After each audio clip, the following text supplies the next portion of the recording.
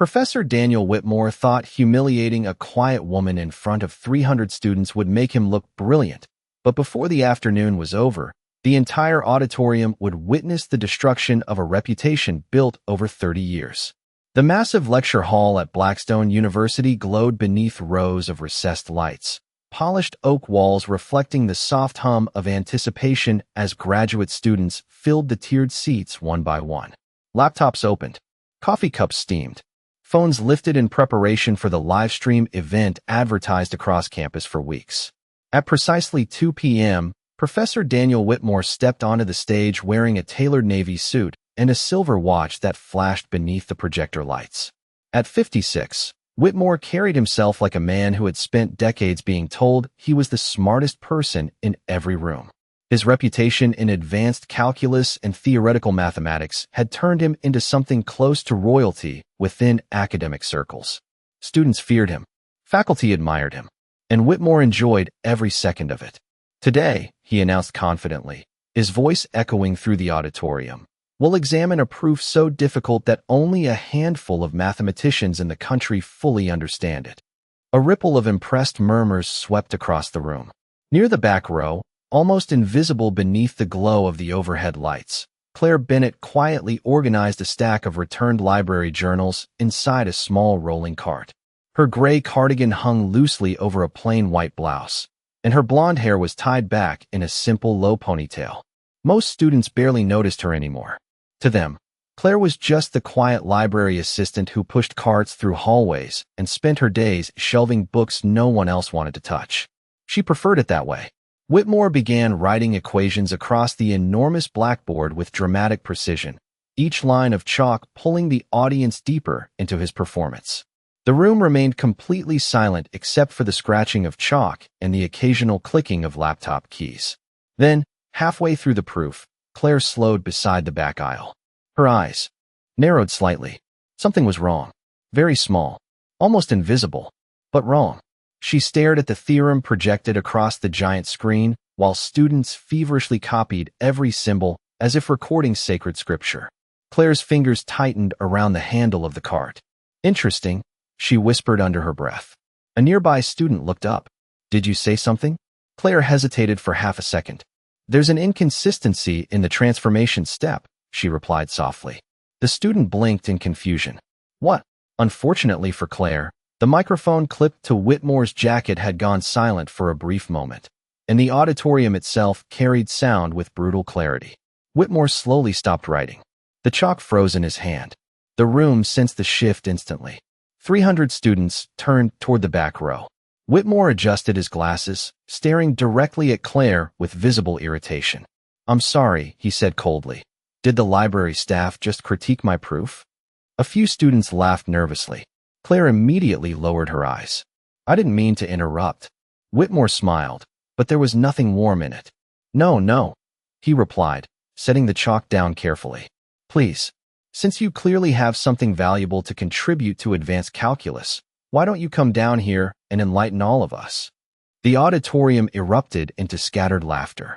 Phones instantly lifted into recording position. Somewhere near the front row, someone whispered, "This is going to be painful." Whitmore folded his arms confidently as Claire stood frozen beside the cart, her face pale beneath the lecture hall lights. Go ahead, he added smugly, unless solving graduate-level mathematics suddenly feels intimidating. The room buzzed with anticipation. Students smirked. Cameras rolled. And high above the stage, beneath the glow of the projector screen, Claire Bennett quietly stepped away from the cart and began walking toward the blackboard, while Professor Whitmore smiled like a man completely certain he was about to humiliate her. The sound of Claire Bennett's shoes against the hardwood steps echoed softly through the giant lecture hall as every pair of eyes followed her descent toward the stage. The laughter had not fully disappeared yet. Students leaned toward one another whispering predictions under their breath, while several phones remained raised high enough to capture every second of what they expected to become another embarrassing university moment. Professor Whitmore stood near the blackboard with visible satisfaction, one hand casually adjusting the cuff of his suit jacket as though the entire scene had already been decided in his favor. Claire kept her eyes lowered as she approached the center stage. Under the bright projector lights, She looked even more out of place than before. Her faded gray cardigan contrasted sharply against the polished wood podiums, designer blazers, and expensive watches filling the front rows of Blackstone University's mathematics department. One student quietly snickered. "She looks terrified." Another whispered, "This is honestly cruel." But Whitmore appeared, energized by the attention. "Tell us your name again," he said loudly into the microphone. Claire stopped beside the massive chalkboard. "Claire Bennett." "Miss Bennett," Whitmore repeated slowly, pacing across the stage like a man hosting a performance rather than a symposium. "And how long have you worked in the university library?" "Almost 4 years." Whitmore nodded dramatically toward the audience. "Wonderful. 4 years shelving books apparently qualifies someone to critique advanced theoretical calculus." More laughter rippled through the auditorium. Claire remained silent. She had experienced moments like this before. Not always this public. Not always this cruel. But enough times to recognize the pattern instantly. The assumption. The dismissal. The certainty people carried when they believed intelligence had a dress code. Whitmore picked up a piece of chalk and circled a section of the equation behind him. "You claim there was an inconsistency here," he said. "Please explain it to all of us." Claire looked up at the board for the first time since reaching the stage. The room slowly quieted. Something about her expression changed almost imperceptibly. The nervousness remained in her posture, but her eyes sharpened with sudden focus.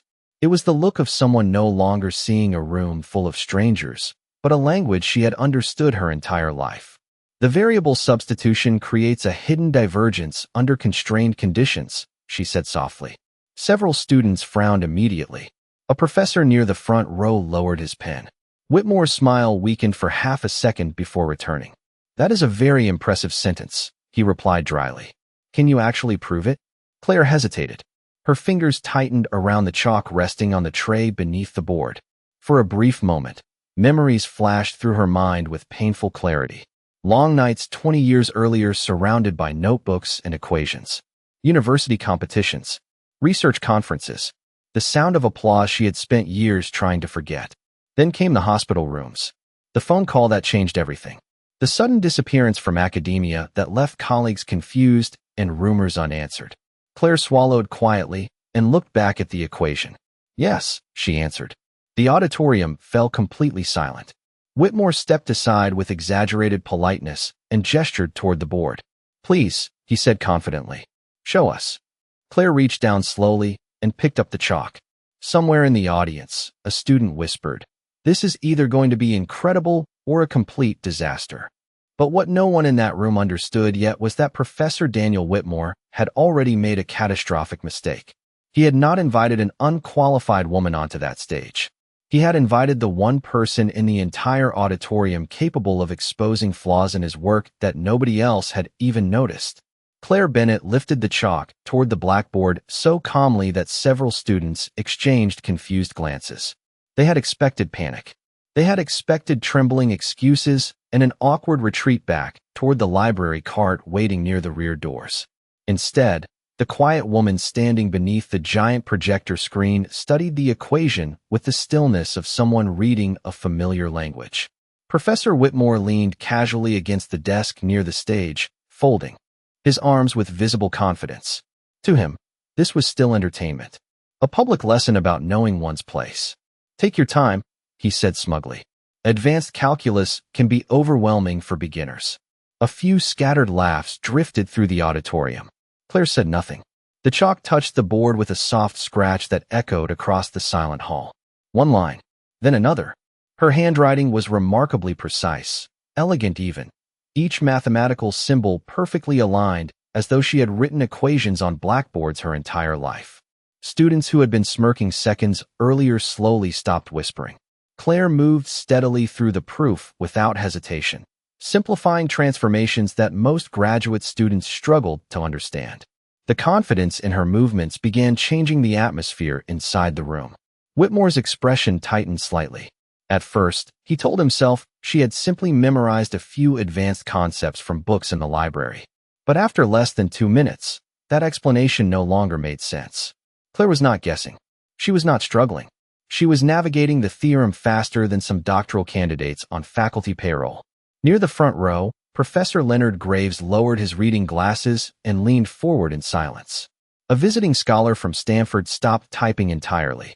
Even the students recording with their phones had begun lowering them slightly, distracted by what they were witnessing. Claire continued writing. "The divergence begins here," she said softly, circling a tiny section of Whitmore's proof. "The constrained boundary conditions invalidate the substitution because the resulting sequence no longer converges consistently." The room went still, completely still. Whitmore straightened away from the desk. "That is not correct," he replied quickly, though there was less confidence in his voice now. Claire stepped slightly aside from the board. "Then the next 3 pages of your proof should still hold mathematically," she answered politely. Whitmore immediately turned toward the blackboard, scanning the equations with growing irritation. His eyes moved faster, then slower.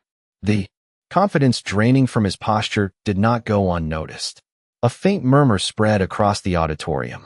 Claire quietly resumed writing before Whitmore could respond.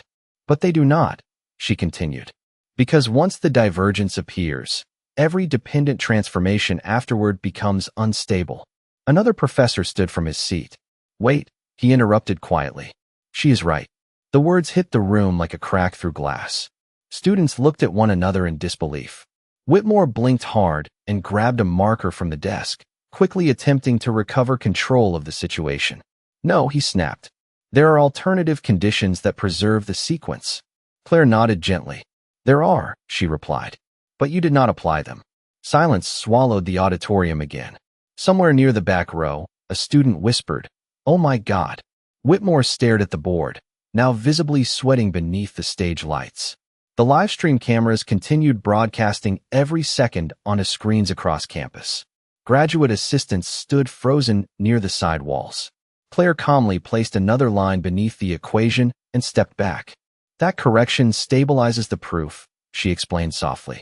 "But it also changes your final conclusion." The visiting Stanford scholar slowly rose to his feet. "That modification reduces the entire theorem by almost 40%, he said in stunned disbelief. Claire lowered the chalk. "Yes." No one laughed anymore. The room that had expected humiliation was now witnessing something entirely different. And for the first time in decades, Professor Daniel Whitmore looked like a man realizing he was no longer the smartest person in the room. The tension inside Blackstone University's main auditorium became almost physical as Professor Daniel Whitmore stared at the blackboard covered in Claire Bennett's corrections. The massive projector screen above them displayed every equation in painful detail, broadcasting the mathematical dismantling of his proof to hundreds of students and faculty members both inside the room and across the university livestream. No one moved. No one whispered. Even the usual sounds of shifting chairs and tapping. Keyboards had disappeared beneath the crushing silence hanging over the lecture hall. Whitmore adjusted his glasses again, this time slower, buying himself precious seconds to think. His face remained composed, but years of academic authority could not fully hide the panic beginning to surface beneath his expression. Claire stood quietly beside the board, holding the chalk loosely at her side. She looked almost uncomfortable with the attention now focused entirely on her. "There are multiple approaches to advanced convergence theory," Whitmore finally said, forcing confidence back into his voice. "A disagreement in methodology does not invalidate decades of established research." Several students nodded immediately, relieved to hear their famous professor sounding authoritative again. But Claire did not argue emotionally. She did not raise her voice. That was what made the moment so dangerous for him. "I agree," she answered calmly. "But mathematics is not defended by reputation." A low murmur swept through the auditorium. Whitmore's jaw tightened. Professor Leonard Graves slowly walked closer to the stage, his eyes locked on the equations. "Daniel," he said carefully, "her correction changes the final structure entirely." Whitmore turned sharply. "You are reaching conclusions too quickly." "Am I?" Graves replied quietly. Claire stepped toward the board once more and erased a single line near the center of Whitmore's theorem. The sound of chalk brushing against the board echoed through the hall like a judge's gavel. Then she rewrote the sequence beneath it using a shorter and more elegant transformation. Several graduate students immediately gasped under their breath. One student in the front row grabbed his laptop and began recalculating furiously. Another whispered, "That reduces the proof by half." Claire continued writing with the same steady calm she had shown from the beginning. There was no arrogance in her posture, no desire to embarrass anyone, only precision, the kind built through years of mastery. Whitmore watched her movements with growing disbelief. The correction she had written was not simply advanced. It was original. He recognized that. Instantly, his breathing slowed. Somewhere deep in the back of his memory, the structure of her equations felt familiar. Uncomfortably familiar. Near the center rows, students had completely forgotten they were witnessing what began as a public humiliation. Phones were no longer recording for entertainment. They were documenting history. Claire finished the final sequence and stepped aside. "This resolves the instability while preserving the theorem's integrity," she explained softly. "But it also means the original publication would need revision." The room exploded into stunned whispers. A professor from Princeton leaned toward another faculty member and muttered, "Who taught her?" But before anyone could respond, an older man seated near the livestream control desk slowly rose to his feet. Dr. Arthur Reynolds had remained silent for almost the entire symposium. At 71 years old, Reynolds was one of the most respected retired mathematicians in the country, a man whose approval carried enormous weight in academic circles. He stared at the board for several long seconds before looking directly at Claire. "That transformation," he said quietly. "I have seen it before." The room fell silent again. Claire's expression changed for the first time all afternoon. Not fear. Recognition. Reynolds took off his glasses slowly. "No," he whispered almost to himself. "That is impossible." Whitmore turned toward him in confusion. "Arthur, what are you talking about?" Reynolds never looked away from Claire. 22 years ago, he said carefully, a doctoral research paper was circulated privately among elite mathematics departments. Most of us believed the author would become one of the greatest theoretical mathematicians of her generation.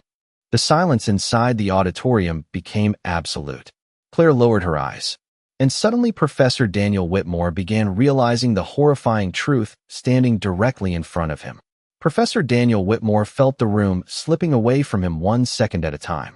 The towering confidence that had filled the auditorium earlier that afternoon had vanished completely, replaced by a suffocating uncertainty spreading through every row of seats.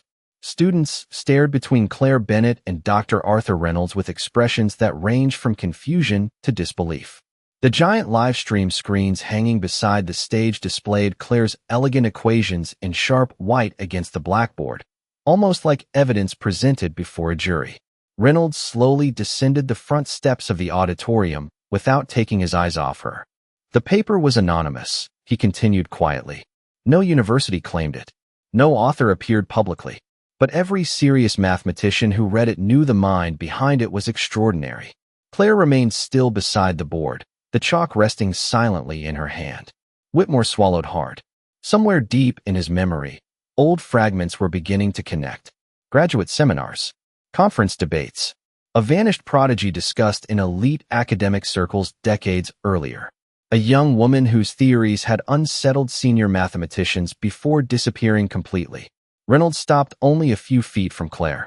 "The notation," he said softly. "The compression style. Even the way you structure transformations. It is identical." A hush fell over the auditorium. Whitmore attempted to recover control of the room. "Arthur, this is speculation," he snapped. "You cannot seriously believe that a university library assistant is Claire Bennett," Reynolds interrupted carefully. "Was your doctoral advisor Professor Eleanor Vail?"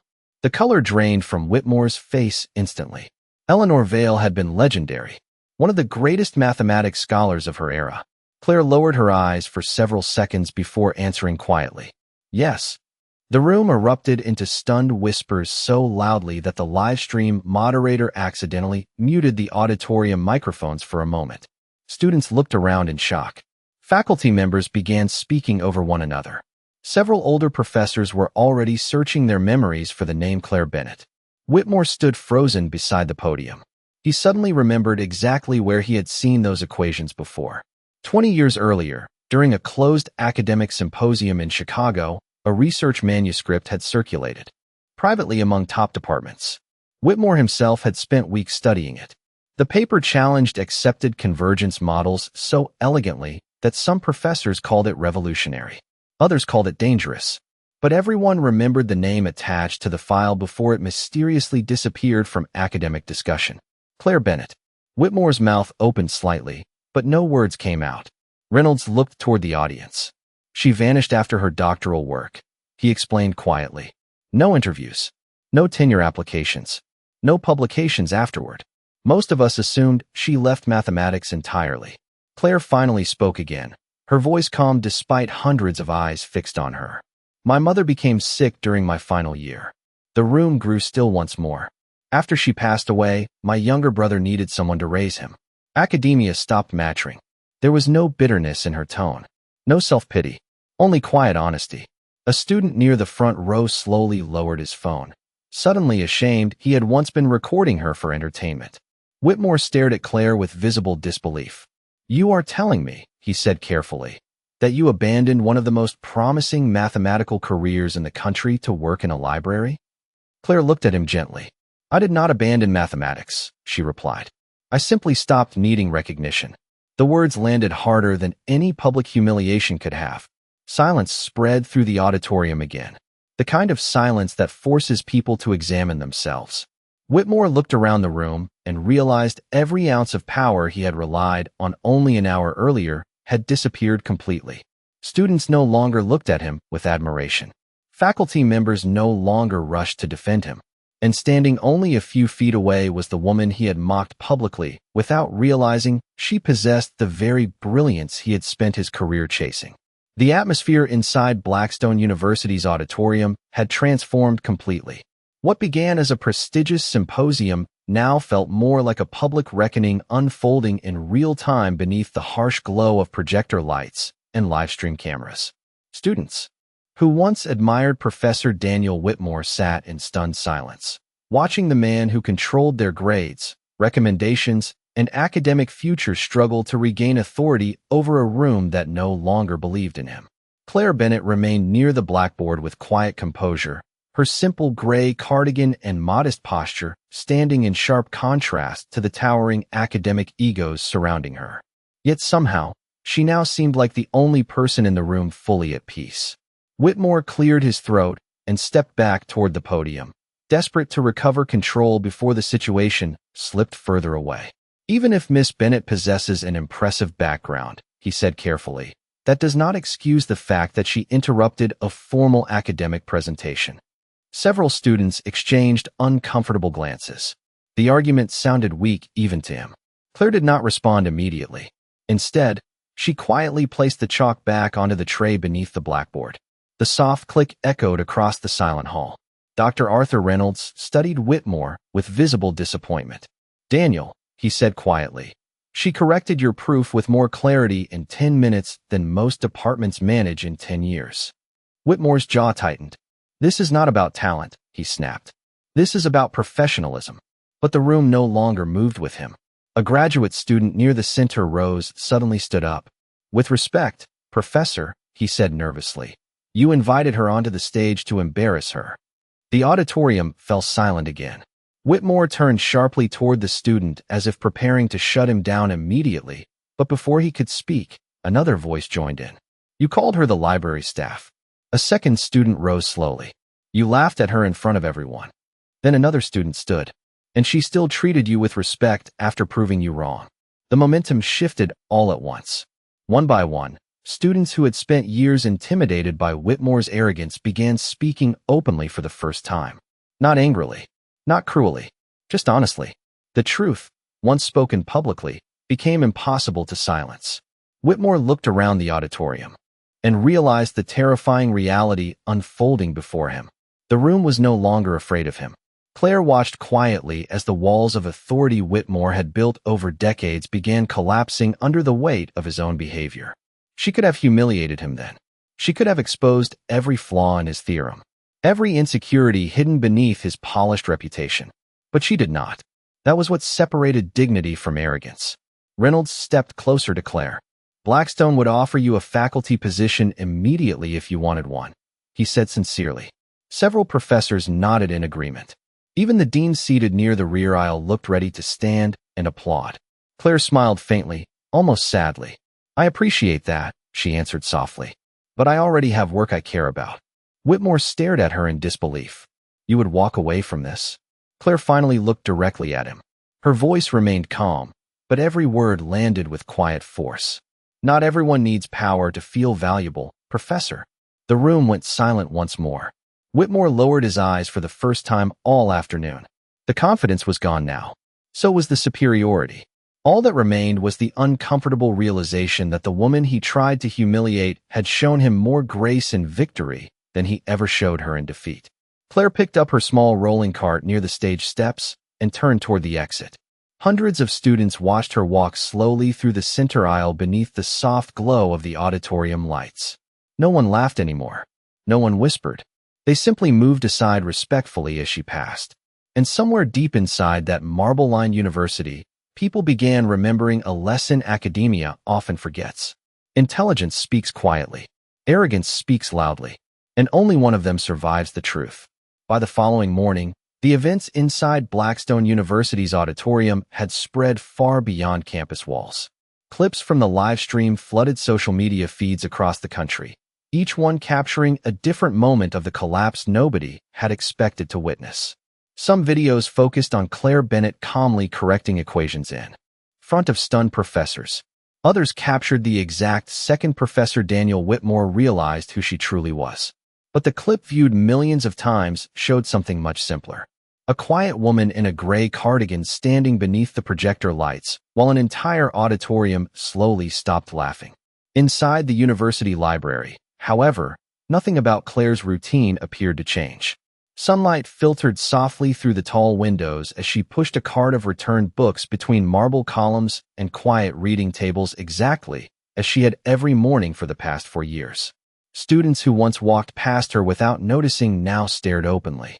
Some whispered. Others lowered their voices respectfully as she passed. A freshman carrying an armful of textbooks accidentally stepped aside so quickly that several papers fell to the floor. Claire immediately bent down to help him gather them. Sorry, the student muttered nervously. Claire smiled gently. It is okay. The kindness in her voice only deepened the shock many students felt around her now. They had expected arrogance after what happened. They had expected someone eager to enjoy sudden recognition and public praise. Instead, Claire behaved exactly the same as before. Quiet, patient, unassuming. Near the front circulation desk, 2 graduate assistants whispered urgently while pretending to organize paperwork. Do you realize she solved Whitmore's theorem faster than the faculty review board? One whispered. She could teach at MIT, the other replied. Claire overheard them, but continued shelving books without interruption. Attention had never interested her. Peace had. Upstairs in the mathematics department, the atmosphere felt entirely different. Faculty meetings stretched late into the morning behind closed doors. Emails circulated privately between department heads. Donors called requesting explanations about the humiliating livestream, now spreading online.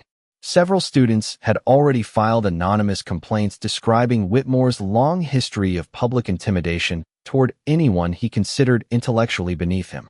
The reputation he spent decades building had begun unraveling in less than 24 hours. Inside his office overlooking the university courtyard, Whitmore sat alone at his desk staring at the paused livestream footage displayed across his computer screen. Claire stood frozen on the monitor beside the blackboard, calm beneath the stage lights while his own expression revealed the exact moment control slipped away from him. He replayed the clip again, then again. Each time, the realization hit harder. She had never tried to embarrass him. Even after he mocked her publicly, she answered every insult with restraint and precision. That truth disturbed him more than the correction itself. A quiet knock sounded at his office door. Dr. Arthur Reynolds entered slowly, carrying a folder beneath his arm. Whitmore did not look up. You came to lecture me too? He muttered bitterly. Reynolds closed the door gently behind him. No, he replied. I came to warn you. Whitmore finally lifted his eyes. Reynolds placed the folder on the desk. Inside were printed screenshots from student complaints, clips from the live stream, and messages from trustees demanding immediate review of Whitmore's conduct. The mathematics department can survive an incorrect theorem, Reynolds said quietly. But arrogance publicly exposed is much harder to repair. Whitmore leaned back heavily in his chair. For the first time in years, he looked tired instead of powerful. Reynolds studied him carefully before speaking again. Do you know why Claire Bennett unsettled everyone yesterday? Whitmore remained silent. Reynolds answered anyway. Because she reminded this university what true intelligence looks like. And it does not look anything like ego. Downstairs, Claire Bennett quietly placed another stack of books onto a shelf while students across campus continued speaking her name with growing awe. But she did not seem aware of the storm surrounding her. Or perhaps she simply no longer cared what the world chose to notice. 3 days after the symposium, Blackstone University no longer felt like the same institution. The marble hallways that once echoed with admiration for Professor Daniel Whitmore now carried quiet conversations about Claire Bennett instead. Students replayed clips from the livestream between classes. Faculty members debated her mathematical corrections in private offices behind closed doors. Even universities outside the state had begun requesting copies of the revised theorem she casually reconstructed in less than 15 minutes. But while the academic world spiraled around her, Claire continued living with the same quiet routine that had made her nearly invisible before any of this happened. Early that Thursday morning, she sat alone near the back corner of the university library repairing damaged book bindings beneath the warm glow of a small desk lamp. Rain tapped softly against the tall windows overlooking campus. The silence felt peaceful there, untouched by cameras or attention. Claire preferred it that way. Across campus, however, Professor Daniel Whitmore was entering the most uncomfortable meeting of his career. The university boardroom overlooked the city skyline through massive glass windows, but nobody inside seemed interested in the view. Trustees sat silently around the polished oak table while folders filled with printed complaints rested before them. At the far end of the room, Whitmore sat rigidly in his expensive navy suit, though the confidence that once defined him had almost completely disappeared. The chairman of the board folded his hands carefully. Professor Whitmore, he began, this university has received over 200 formal concerns regarding your conduct during the symposium. Whitmore stared down at the table without answering. Several faculty members have also privately described a long pattern of public humiliation towards students and staff. The words landed heavily in the room. Whitmore finally spoke. I made an error in judgment. One trustee adjusted her glasses. No, she replied calmly. You made an error in character. Silence followed immediately. Outside the boardroom windows, rain streaked slowly across the glass, while Whitmore sat motionless beneath the weight of a truth he could no longer argue against. For decades, his brilliance had protected him from accountability. But intelligence without humility eventually collapses under its own arrogance. Meanwhile, downstairs inside the library, Claire carefully returned another repaired book onto a shelf when she noticed a nervous young woman lingering nearby. The student could not have been older than 19. Miss Bennett? She asked hesitantly. Claire looked up. Yes. The student held a calculus textbook tightly against her chest. I just wanted to thank you, she said quietly. I almost dropped out of mathematics last semester because some professors made me feel like I did not belong. Claire listened silently. The student swallowed hard before continuing. Watching what happened in that auditorium changed something for me. Claire's expression softened. Then do not let anyone convince you your voice matters less because you are quiet, she replied gently. The student nodded quickly, fighting emotional tears before walking away. Claire watched her disappear between the shelves, and for the first time since the symposium, a faint sadness crossed her face.